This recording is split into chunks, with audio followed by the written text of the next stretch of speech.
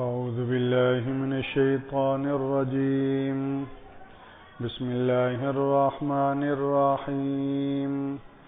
وجاء إخوة يوسف فدخلوا عليه فعرفهم وهم له منكرون. ولما جهزهم بجهازهم قال ائتوني بأخ لكم من أبيكم ألا ترون أني أوفي الكيل وأنا خير المنزلين فإن لم تأتوني به فلا كيل لكم عندي ولا تقربون.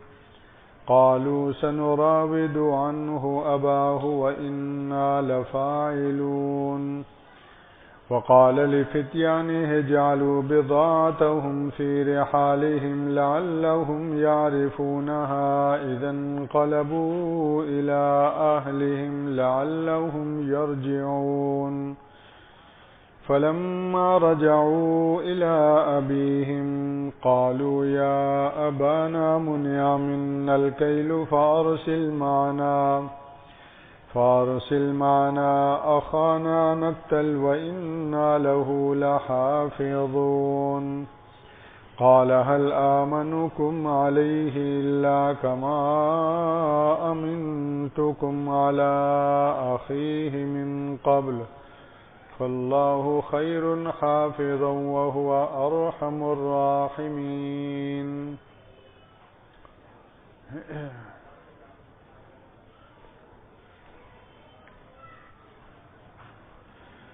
وجاء إخوة يوسف فدخلوا عليه.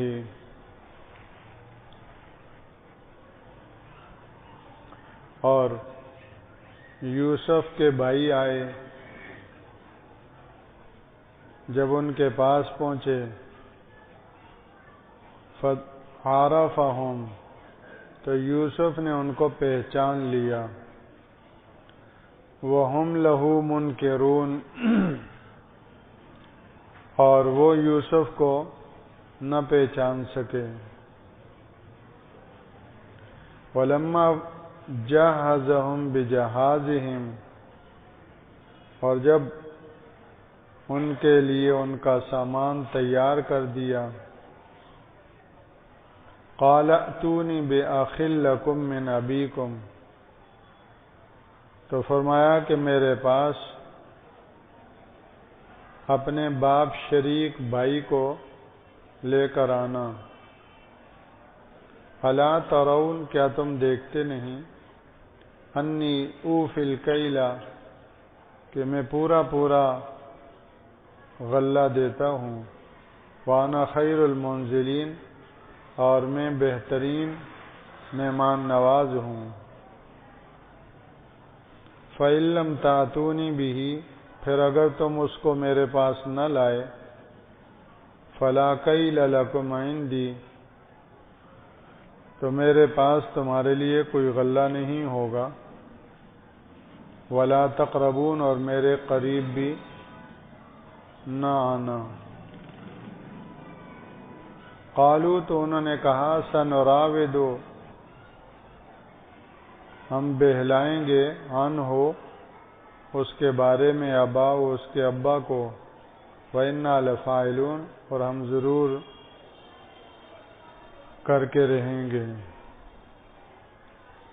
وَقَالَ لِفِتْيَانِهِ اور انہوں نے اپنے نوجوانوں سے کہا اجعلوا بضاعتهم فی رحالهم ان کا مال ان کے کجاووں میں رکھ دو. لعلهم یعرفونها تاکہ یہ اس کو پہچان لیں. اذا انقلبوا الی اہلہم جب یہ اپنے گھر والوں کی طرف لوٹ کر جائیں. لعلهم یرجعون تاکہ یہ دوبارہ لوٹ کر آئیں. فلما رجعوا الی ابیہم پھر جب وہ اپنے والد کے پاس واپس گئے. قالوا تو کہنے لگے یا ابانا اے ہمارے ابا منع منا الکیل ہمارا غلہ ہم سے روک دیا گیا ہے. فارسل معنا اخانا، تو آپ ہمارے ساتھ ہمارے بھائی کو بھیجیے، نقتل کہ ہم غلہ لے کر آئیں، وَإِنَّا لَهُ لَحَافِظُونَ، اور یقینی درجے میں ہم اس کی حفاظت کریں گے۔ قال، انہوں نے فرمایا، هل آمنکم علیہ، کیا اس کے بارے میں تم پر ویسا ہی اعتبار کروں، الا کما امنتکم علی اخیہ من قبل، جیسا کہ میں نے اس سے پہلے اس کے بھائی کے بارے میں تم پر اعتبار کیا تھا۔ فاللہ خیر حافظا، اللہ سب سے بڑھ کر نگہبان ہے، وَهُوَ أَرْحَمُ الرَّاحِمِينَ، اور وہی سب سے بڑھ کر رحم کرنے والا ہے۔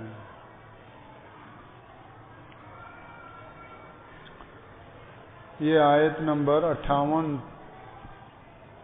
تا 64 ہے سورہ یوسف کی۔ یہاں سے یوسف علیہ السلام کے اس واقعے کا 10واں حال شروع ہو رہا ہے۔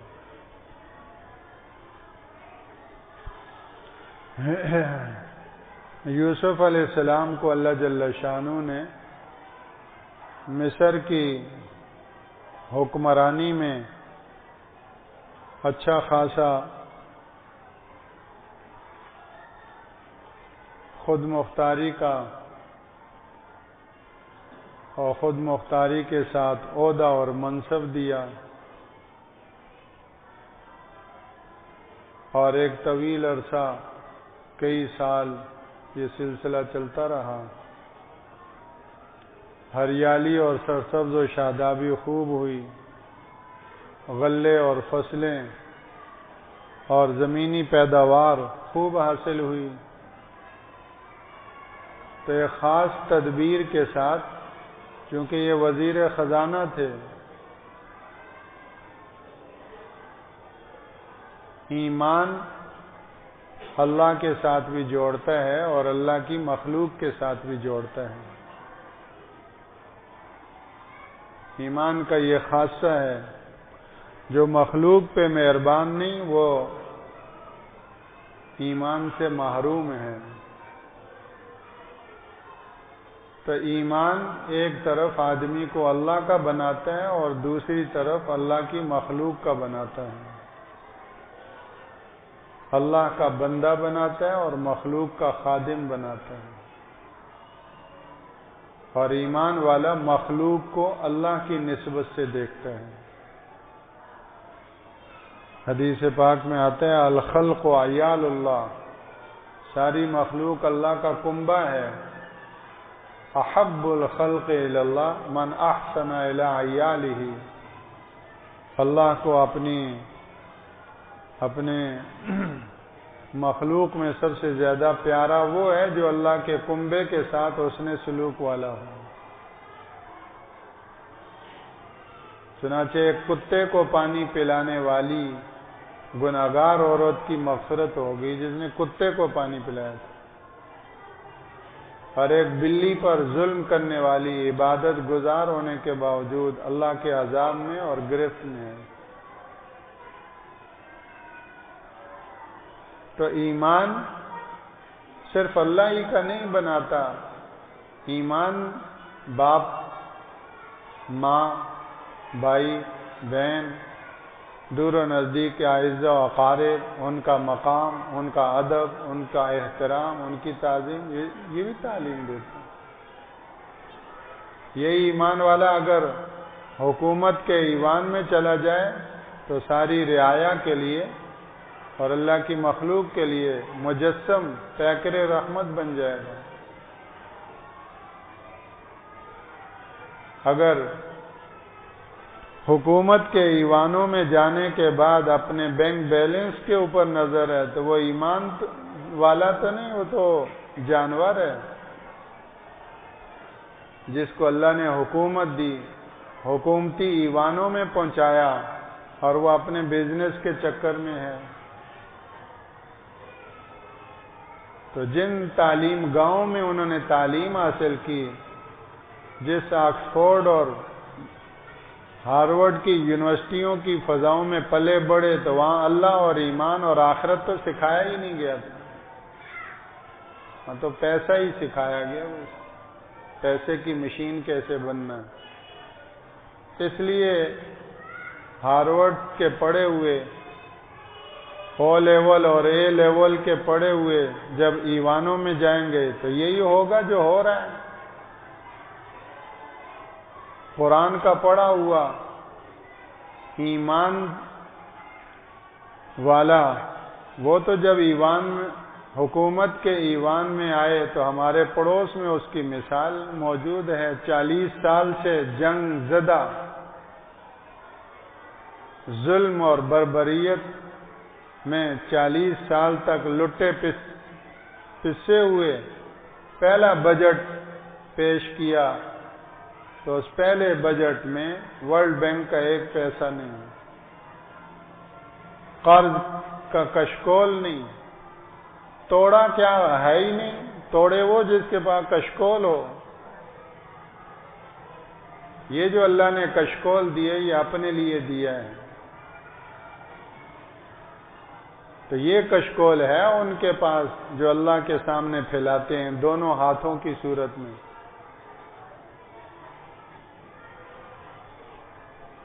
تو وہ ہارورڈ کے پڑھے ہوئے نہیں ہیں، مانچسٹر کے پڑھے ہوئے نہیں ہیں، او لیول اور اے لیول کے پڑھے نہیں، اللہ کے اس قرآن کے پڑھے ہوئے ہیں.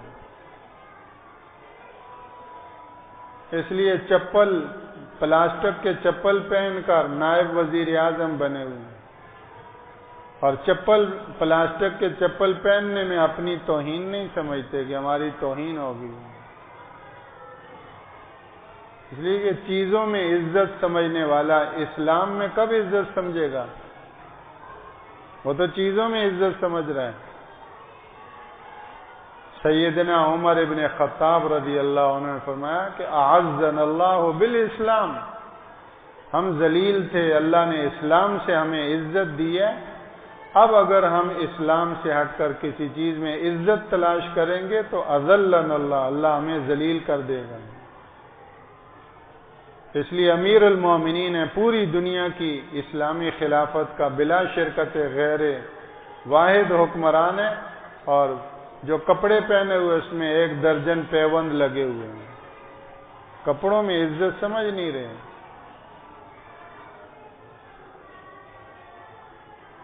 پینٹ شرٹ 3 سوٹ پیس میں عزت سمجھنے والا وہی ہوگا جس نے الف با تا نہیں پڑھا، ABC پڑھا ہے. اس کی بنیاد ABC پر ڈالی گئی. اس کو انگریز کی غلامی سکھائی گئی ہے. تو وہ جب اوپر جائے گا تو انگریز کا تو غلام ہوگا، عوام اور رعایا کا وہ آقا بنے گا. اور جو اللہ کے قرآن سے تربیت پائے گا، اللہ کا قرآن اس کے دل و دماغ میں اور اس کے رگ و پے میں اترے گا، اللہ کے قرآن کا نور اس کے سینے میں دل میں جگمگائے گا، وہ اگر حکومت کے ایوان میں پہنچے گا تو وہ آقا نہیں، وہ رعایا اور عوام کا خادم بنے گا. اور خادم بھی کیسا؟ مصر کی عوام تو مصر کے دائیں بائیں دور دراز تک قحط پھیل رہا تھا، پھیلنے والا تھا. تو انہوں نے ایسی تدبیر کی کہ نہ صرف یہ کہ پورے مصر کی عوام کے لیے قحط کے زمانے میں پورا نظم و انتظام ہو، بلکہ اور بھی خلق خدا جہاں تک پریشان ہو اور اس قحط سے متاثر ہو تو ان کی ضرورت پورا کرنے کے لیے ہم کام آئیں. اس لیے خاص نظم و انتظام کے ساتھ ساری پیداوار کو منظم کر کے مرتب طور پر اس کو استعمال میں لاتے رہے. اس سے معلوم ہوا کہ تدبیر کے طور پر ذخیرہ کرنا توکل کے منافی نہیں. اندیشہ ہے کہ کل قحط پھیلنے والا ہے، قحط پیدا ہونے والا ہے، تو یہ کہنا کہ بس اللہ بہتر کرے گا اس لیے اب مزے اڑاؤ، عیش کرو، یہ توکل نہیں ہے۔ اللہ نے عقل دی ہے، سمجھ دی ہے، اس کو کام میں لانے کا مکلف کیا ہے۔ تم اپنی جو تدبیر کر سکتے ہو وہ تدبیر کرو، آنے والے مشکل وقت کے لیے تیاری کرو۔ یہ تمہارا تدبیر کرنا اور تیاری کرنا کہ اس آنے والے وقت میں آج کی یہ چیز کام آئے گی، یہ توکل کے اور اعتماد علی اللہ کے منافی نہیں ہے۔ اس لیے یوسف علیہ السلام نے اس حاصل شدہ پیداوار کو نہ ضائع ہونے دیا اور نہ فضول خرچی کی نظر ہونے دیا، اور وزیر خزانہ خود بننے کا مقصد بھی یہ تھا کہ تمام تر اپنی نگرانی میں نظم و انتظام ہو۔ چنانچہ وہی ہوا، 7 سال کی اس تمام تر خوشحالی کے بعد جب اگلے سال آئے تو قحط شروع ہو گیا، اور اس قحط کا اثر دور دور تک پھیلنے لگا، یہاں تک کہ اس قحط سے متاثر ہونے والے علاقوں میں فلسطین کا کنعان بھی اس کی لپیٹ میں آیا، جہاں اللہ کا پیغمبر یعقوب علیہ السلام کا گھرانہ بھی متاثر ہوا۔ تو دور دور تک شہرت ہو چکی تھی کہ مصر کا بادشاہ بڑا رحم دل ہے، وہاں غلہ ملتا ہے، اور اس غلے کے لیے بھی کوئی ہاڑا اوڑی نہیں ہے، کوئی کرپشن نہیں ہے۔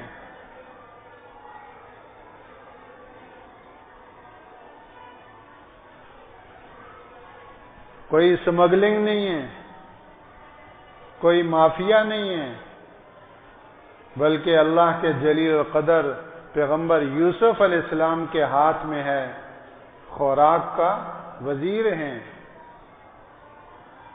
اس لیے غریب اور کمزور سے کمزور تک اس راشن پہنچانے کا انتظام ہے۔ آج تو ان لوگوں کو شرم آنی چاہیے جو سستے آٹے کے لیے لائنیں لگوائی ہیں۔ ایک چلو پانی میں او لیول اور اے لیول کے پڑھنے والوں کو ڈوب مرنا چاہیے۔ یہ زراعت کا ملک ہے، ہر ملک کی ایک خصوصیت ہوتی ہے، اس ملک کی خصوصیت زراعت ہے۔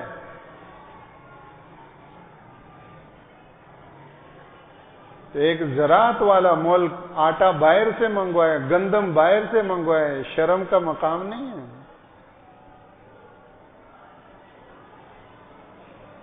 اس لیے کہ ہم نے اللہ کے دین کو چھوڑا، اللہ کے قرآن کو چھوڑا۔ اب او لیول اور اے لیول والے ہمیں پڑھاتے ہیں، ہمارے پرچے یہاں سے جائیں گے انگلینڈ میں، وہ چیک کریں گے، وہ نمبر دیں گے ہمیں، اور ایک ایک پرچے کا 20-20 ہزار روپیہ لیں گے۔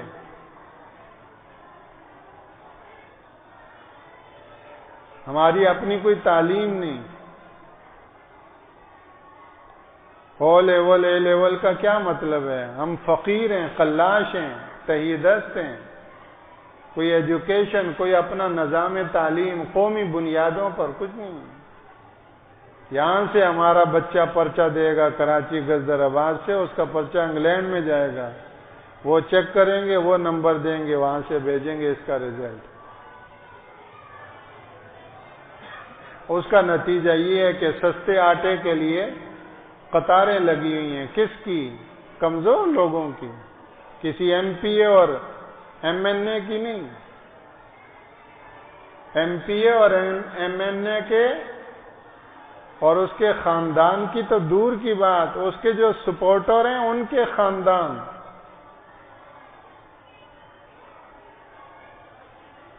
وہ بھی 5 انگلیاں گھی میں، اور جو کمزور طبقہ ہے وہ لائنیں لگائیں سستے آٹے کے تھیلے لینے کے لیے۔ یہ ہم پر بھی مار پڑ رہی ہے اللہ کو چھوڑنے کی، ہم بھی تو نہیں سدھر رہے۔ پھر بھی ہمیں اللہ اور اس کے رسول کی اور دین کی، اسلام کی قدر نہیں آ رہی۔ اللہ ہمیں قدر نصیب فرما کر اپنی اصل پر آنا نصیب فرما۔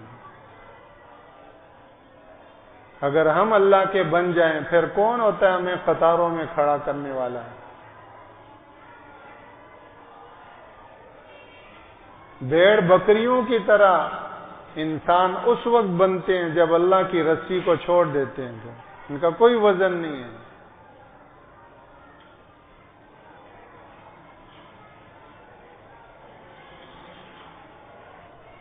موسیٰ علیہ السلام جیسے آدمی کو چھوڑ کر فرعون کا ساتھ دینا کسی کی کوئی عقل ہو سکتی ہے؟ یہ کیسے ہوا؟ موسیٰ علیہ السلام جیسا جلیل القدر اللہ کا پیغمبر ہے، اس کے سامنے فرعون کی کیا حیثیت ہے، لیکن لوگوں نے ساتھ دیا، فرعون کی باتوں میں آئے ہیں۔ موسیٰ علیہ السلام کے مقابلے میں فرعون کا ساتھ دیا ہے، تو یہ ان کی عقل کیوں ماری گئی؟ موسیٰ اور فرعون میں فرق کرنے کی صلاحیت ان میں کیوں ختم ہو گئی؟ قرآن مجید نے اس کے لیے جملہ ایک ذکر کیا ہے کہ فرعون نے ان کو بیوقوف بنایا،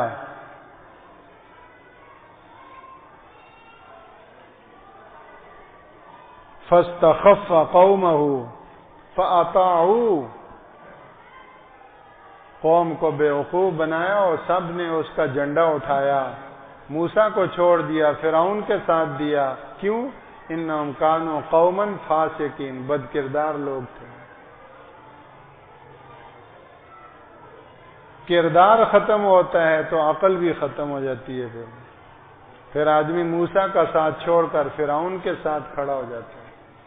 انہم کانوا قوما فاسقین۔ متقی انسان کو اللہ وہ نور بصیرت دیتا ہے کہ جو گدھے اور گھوڑے میں، بکری اور خنزیر میں فرق کرتا ہے۔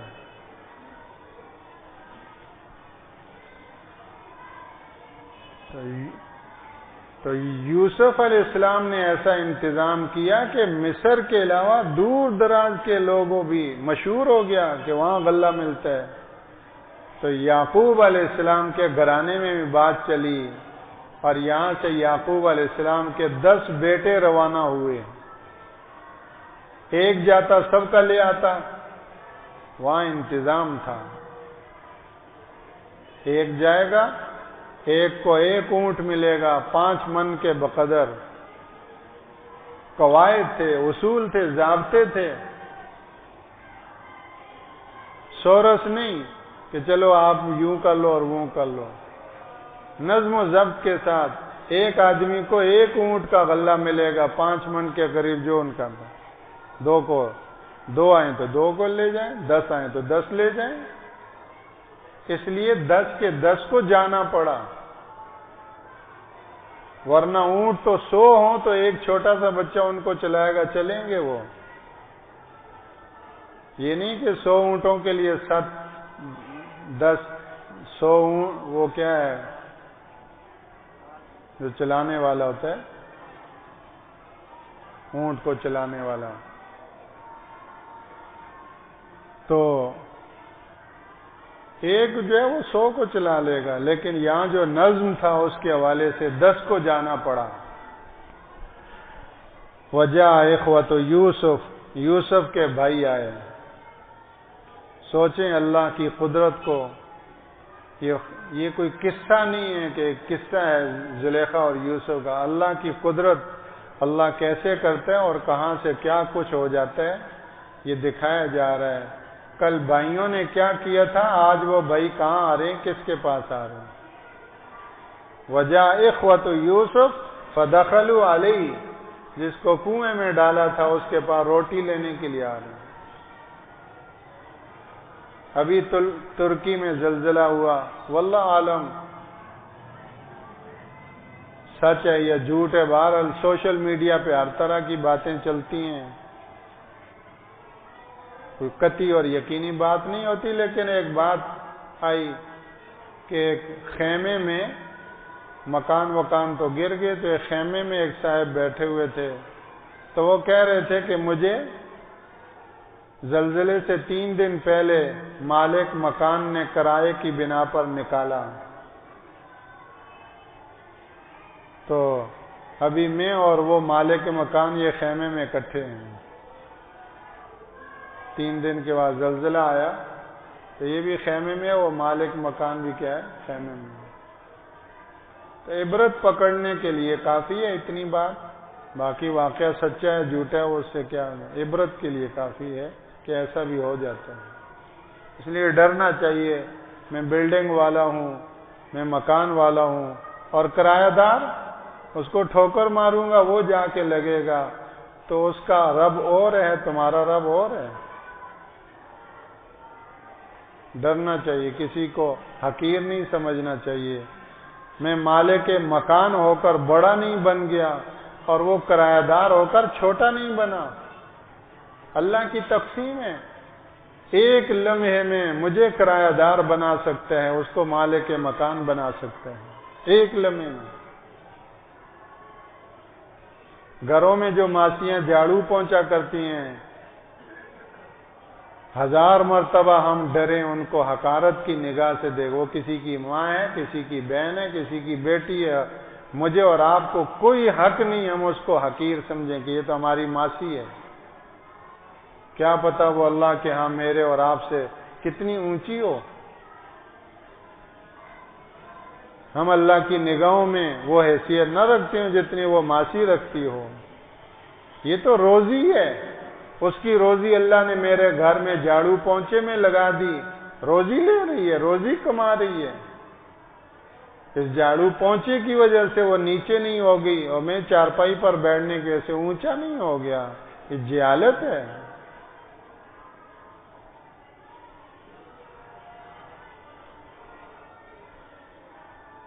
تو وہ بھائی آئے روٹی مانگنے کے لیے یوسف کے پاس، جیسے ہی پہنچے فعرفہم، یوسف نے تو ان کو پہچان لیا، وہم لہو منکرون، وہ یوسف کو نہ پہچان سکے۔ 7 سال کے بچے کو تم نے پھینکا تھا کنویں میں، آج کم و بیش 40 سال ہو چکے ہیں، بچے میں تو تبدیلیاں آ جاتی ہیں۔ اور پھر ان کے وہم و گمان میں بھی نہیں کہ وہ جس کو ہم نے کنویں میں پھینکا تھا آج وہ مصر کی حکومت میں اس درجے پر پہنچ جائے گا، ان کا تصور میں بھی نہیں تھا، اس طرف ان کا خیال ہی نہیں تھا، اس لیے وہ ان کو اجنبی سمجھتے رہے۔ یوسف علیہ السلام نے ان سے کچھ سوالات بھی کیے، کہاں سے آئے تم، مصر کے تو نہیں ہو تم، فلاں زبان ہے تمہاری۔ پھر ایک سوال یہ بھی کیا کہ کہیں ایسا تو نہیں کہ تم جاسوس ہو، اس بات کی کیا وارنٹی ہے کہ تم جاسوس نہیں ہو، واقعتاً تم غلے کے ضرورت۔ تو انہوں نے کہا ہم اللہ کے پیغمبر یعقوب علیہ السلام کے بیٹے ہیں، ایسی فیملی کے لوگ ہیں، ہم جاسوسی کریں گے؟ ہمارا ایک بھائی تھا وہ تو مر کھپ گیا، یوسف اس کا نام تھا، اور ہمارا ایک دوسرا بھائی بھی ہے بنیامین، وہ والد کے پاس چھوڑ کر آئے ہیں۔ تو یہ اور بھی کچھ سوالات کیے ان سے، اور پھر یہ بھی کہا کہ وہ بنیامین کو بھی ہم ساتھ لاتے لیکن والد کے پاس چھوڑا ہے، اس لیے آپ ہم کو 10 اونٹوں کا غلہ دینے کے ساتھ اس بھائی کا 11واں وہ بھی دے دیں۔ تو یوسف علیہ السلام نے فرمایا کہ یہ جو ضابطہ اور قاعدہ مقرر کیا اس کے خلاف ہے، یہ ایسا نہیں ہوگا۔ یہ ہو سکتا ہے کہ آئندہ جب تم آؤ تو بنیامین کو ساتھ لے کر آؤ، وہ باپ شریک بھائی تھا، یوسف علیہ السلام اور ان بھائیوں کی ماں الگ تھی، والد تو یعقوب علیہ السلام ہی تھے۔ تو اپنے اس باپ شریک بھائی کو لے کر آنا میرے پاس، تو تمہیں بھی غلہ مل جائے گا، ہر آدمی کا 1 اونٹ، اس کا بھی 1 اونٹ کا غلہ مل جائے گا، سہولت سے ملے گا۔ اور ساتھ ساتھ یہ بھی فرمایا کہ اگر آئندہ اس کو نہ لے کر آئے تو پھر تمہیں بھی غلہ نہیں ملے گا، کیونکہ اس سے یہ سمجھا جائے گا کہ تم نے جھوٹ بولا ہے، بھائی بھائی کوئی بھی نہیں، اور جھوٹ بولنے والے کو یہاں قریب نہیں آنے دیا جائے گا۔ غلہ کیا دیا جائے؟ جھوٹے کا یہاں داخلہ بھی بند ہے، لا تقربون، میرے قریب بھی نہ پٹکو۔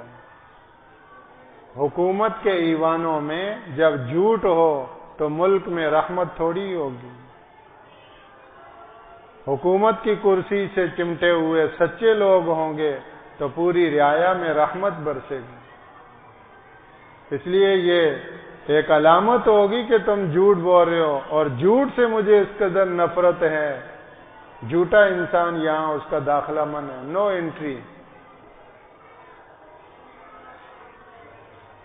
اور تیسرا کام یہ بھی کیا کہ وہ غلہ لینے کے لیے جو انہوں نے قیمت دی تھی سامان، یہ کرنسی، اور کرنسی کے بھی اب نوٹ، کاغذ کے ٹکڑے، یہ تو اب بنے ہیں۔ پرانے وقتوں میں پہلے سونا چاندی یہ کرنسی ہوتی تھی، اس کے علاوہ تبادلے کی اور بھی کوئی چیزیں ہوتی تھیں، سامان بھی مختلف ہوتے تھے۔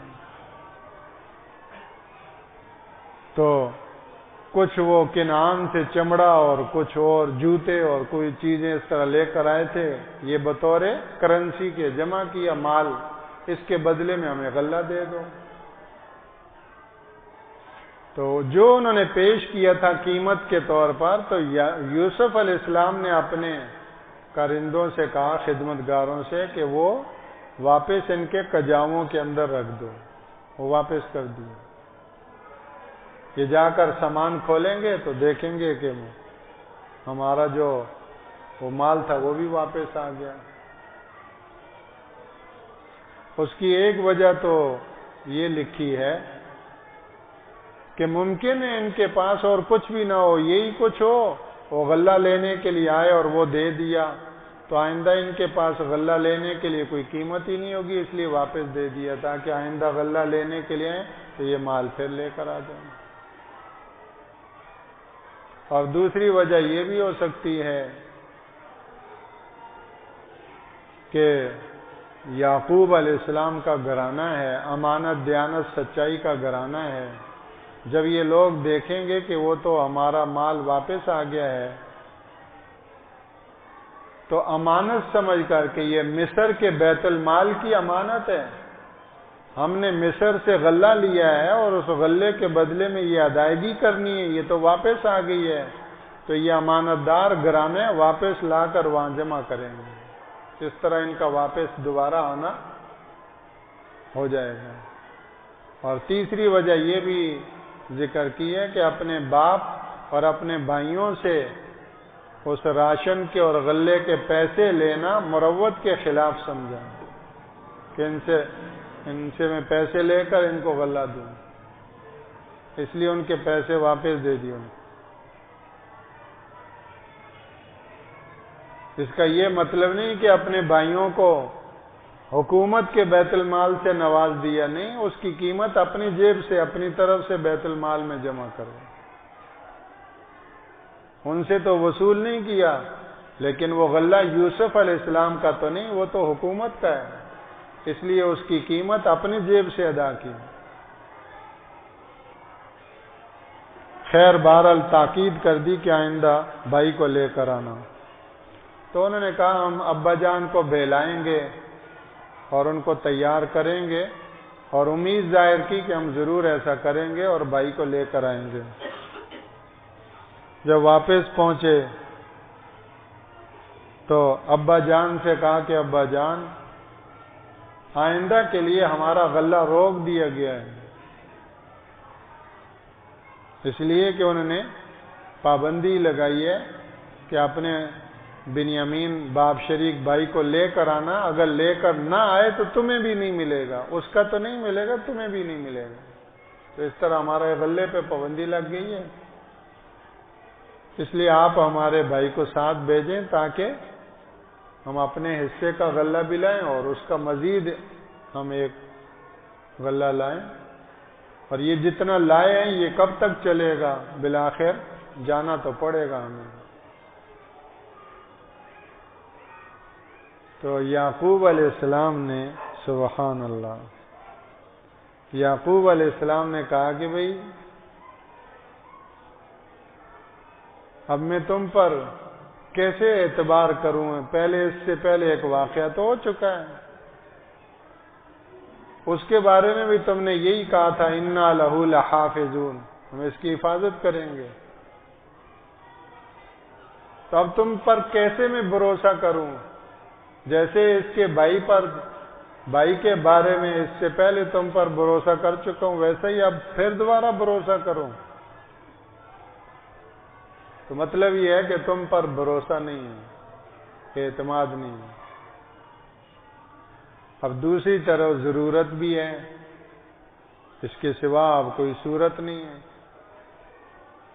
ضروریات زندگی کے حوالے سے اب یہ ضرورت ایسی ہے کہ وہاں جانا اور وہاں سے اس کی وصولی، اور وہ اس کے بغیر ممکن نہیں،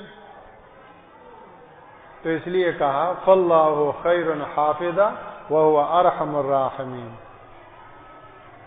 اس میں اشارہ کر دیا کہ اصل نفع نقصان تو اللہ کے قبضہ قدرت میں ہے، باوجود اس کے کہ ان پر اس درجے کا وہ اعتماد نہیں تھا، لیکن ضرورت ہونے کی بنا پر اللہ کی ذات پر نظر رکھی، کہا کہ سب سے بڑھ کر نگہبان تو اللہ کی ذات ہے، اور وہی سب سے بڑھ کر رحم فرمانے والا ہے، امید ہے کہ وہ اللہ میرے لیے آسانی کی صورت ہی رکھے گا، پیدا کرے گا۔ دونوں چیزوں کو جمع کر دیا، نہ تو مخلوق کے اعتماد اور ان کے بھروسے پر سارا دار و مدار رکھا، اور نہ ہی اللہ جل شانہ کی ذات سے کی طرف سے غفلت ہوئی۔